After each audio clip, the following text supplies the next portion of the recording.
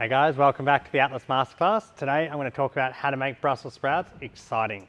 So what we're going to do is we're going to start by preparing them. So I just cut them all in half. So I just removed that sort of bottom part, cutting them in half and giving them a little wash as well. So once you've cut them all down and then wash them once, then we're going to do two methods. So one is a pan-seared method and then one is a oven roasted method. And we find that when we're cooking Brussels sprouts, one reason I think a lot of people don't like them is they're used to having them sort of boiled and overcooked, and they just don't really have much, give them much love. Where this way of doing it, you can find that you're going to get a really nice sort of colour on them. They're super delicious. They almost go a bit like sort of, you know, they get that real fried, beautiful flavour, that crispiness as well that you're looking for. And then that's what makes, in my opinion, Brussels sprouts a really undervalued and underrated vegetable to use. So what I do now is I get some oil in this pan, let that heat up, and then I'm going to pour half of these on here, splash of oil, and this is just two ways. This way is definitely a more simple way of doing it, which is just the oven roasting.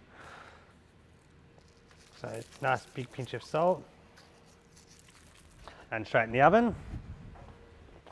And then this way here, I go the face side down, so the side I cut is facing down in a nice hot pan.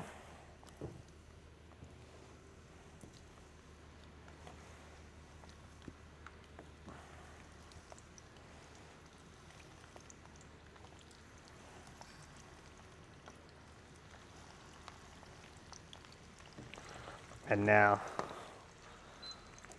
turning the heat right up, and I'm just going to let those fry off and just get that beautiful colour on that one side, so they'll go almost sort of golden and crispy, and that's exactly what we're looking for. So now I just flip the Brussels sprouts over. So I'm looking for this sort of beautiful golden caramelised colour on all of them.